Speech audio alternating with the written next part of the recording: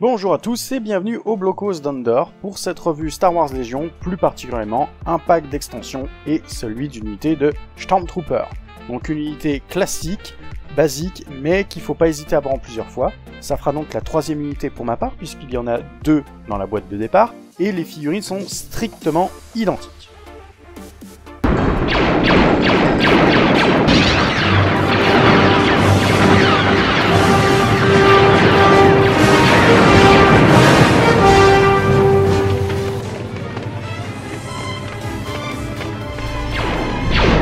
Passons donc à ce unboxing de cette unité de Stormtrooper. Donc ici c'est pas un vrai unboxing puisque j'ai déjà ouvert la boîte et j'ai déjà joué avec les figurines. Donc vous trouverez dans des sachets zip, alors tout est mis dans des petits sachets zip. C'est très propre, on va dire, au niveau des boîtes. Ils ont fait un bel effort là-dessus. Vous trouverez donc dans ce premier sachet la carte d'unité, donc capitale pour jouer votre unité.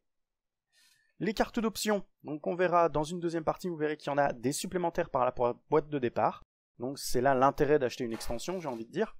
Sur le carton, vous trouverez tous les pions, notamment suppression, panique, qui vous permettront de jouer l'unité, l'esquive, la visée, l'attente, et le pion d'unité qui vous permettra d'activer donc votre unité, et la preuve d'achat dont je sais toujours pas à quoi ça sert.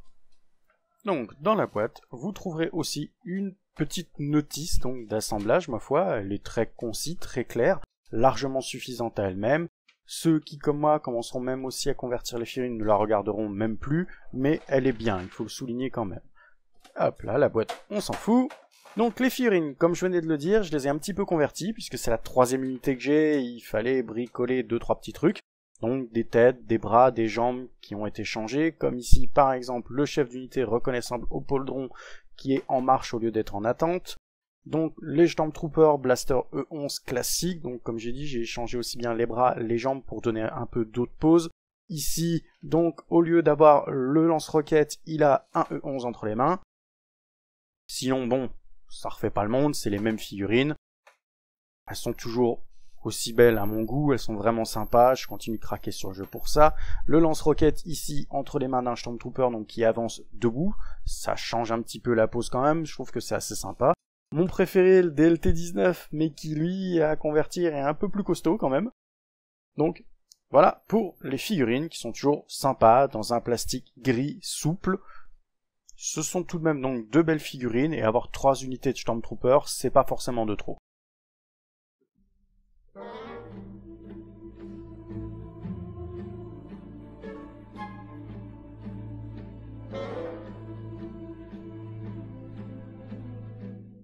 Et bien maintenant, nous allons voir donc les cartes de cette boîte. On va commencer par la carte d'unité. Les armures blanches des Stormtroopers étaient omniprésentes à travers la galaxie, distillant la peur dans le cœur de tous les opposants à l'Empire. Bien que leur tactique manque souvent de flexibilité, ces troupes fanatisées extrêmement loyales défoncent souvent l'adversaire grâce à leur puissance numérique. Notez qu'on parle pas de leur talent au tir, quand même. Pas déconner non. Donc, cette unité de troupiers coûtera 44 points les 4 Stormtroopers, ils auront 1 point de vie et 1 point de courage chacun, ils se défendront avec un dé rouge, donc l'armure, attention, elle est quand même efficace. Ils transforment l'adrénaline d'attaque en touche. Ils sont non armés au corps à corps et ont un dé noir, classique ma foi. Au niveau de l'armement, fusil blaster E11, bien sûr, un dé blanc, donc c'est pas terrible du tout, même avec l'adrénaline d'attaque, mais bon, on leur en veut pas, ce sont les Stormtroopers, portez un 3, correct. Mais ils ont la règle précis 1. Donc le mot-clé, quand vous dépensez un pion visé, relancez jusqu'à 1 dé supplémentaire. Donc en fait, il faut qu'ils prennent leur temps pour pouvoir faire quelque chose au tir. C'est pas un mythe, quoi. Passons donc aux cartes options de cette boîte d'extension. Pour 11 points, ajoutez une figurine de Stormtrooper. Étant avec le nombre qui fait leur force, je vous la préconise.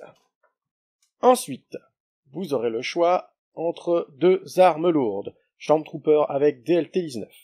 Portez un 4, plutôt pas mal, 2 dés rouges, encore mieux.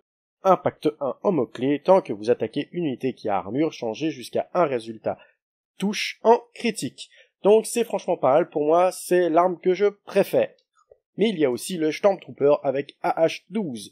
Portez 2 minimum, 4 maximum, 3 dés noirs, se recharge, donc attention, pour 34 points. Mot-clé encombrant. Vous ne pouvez pas utiliser cette arme en vous déplaçant pendant la même activation.